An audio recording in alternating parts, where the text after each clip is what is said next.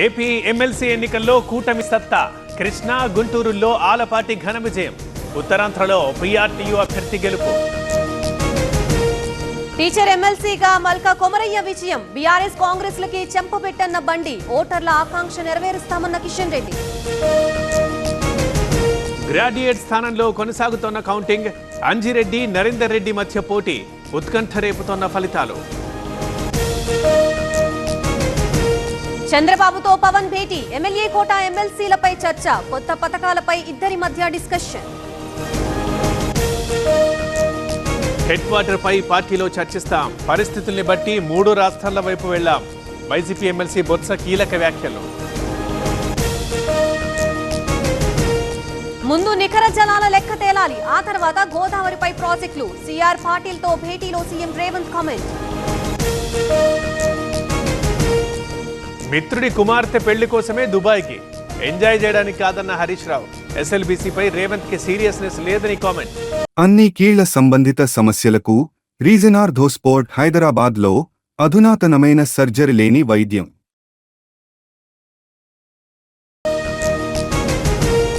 పవన్ ను కలిసిన పెండెం దొరబాబు. ఈ నెల 14న జనసేనలో చేరిక. ఏర్పాట్లు చేసుకుంటున్న మాజీ ఎమ్మెల్యే. విచారణకు సునీల్ నాయక్ డుమ్మా. ప్రకాశం పోలీసుల నోటీసులపై స్పందించని డీఐజీ. మరోసారి నోటీసులకు సిద్ధమవుతోన్న పోలీసులు. ఎస్ఎల్బీసీలో కొనసాగుతున్న రెస్క్యూ ఆపరేషన్. లోపలికి వెళ్లి వస్తున్న సహాయక బృందాలు. వారిచ్చే సమాచారం ఆధారంగా చర్యలు. రాజమండ్రి పుష్కర్ ఘాట్లో బోటు మునక. 2 మృతదేహాలు లభ్యం. మరొకరి కోసం గాలింపు. మావోయిస్టు సిద్ధాంతాలపై అసంతృప్తి. కొత్తగూడెంలో లొంగిపోయిన 14 మంది. వివరాలు వెల్లడించిన ఎస్పీ.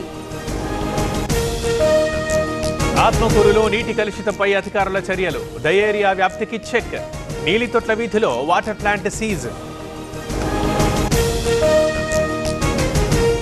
కోతుల బెడదకు ఎలాంటి చర్యలు చేపట్టారు? తెలంగాణ ప్రభుత్వాన్ని ప్రశ్నించిన హైకోర్టు. రైతు సంఘ నేత ఫిర్యాదుపై విచారణ.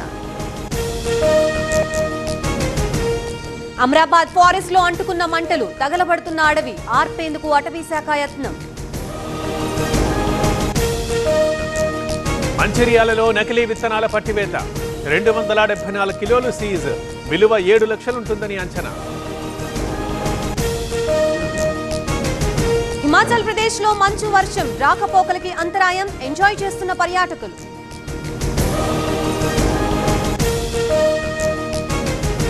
2047 కల్లా 3వ అతిపెద్ద ఆర్థిక వ్యవస్థగా భారత్. అభివృద్ధి చెందిన దేశంగా తీర్చిదిద్దుతాం.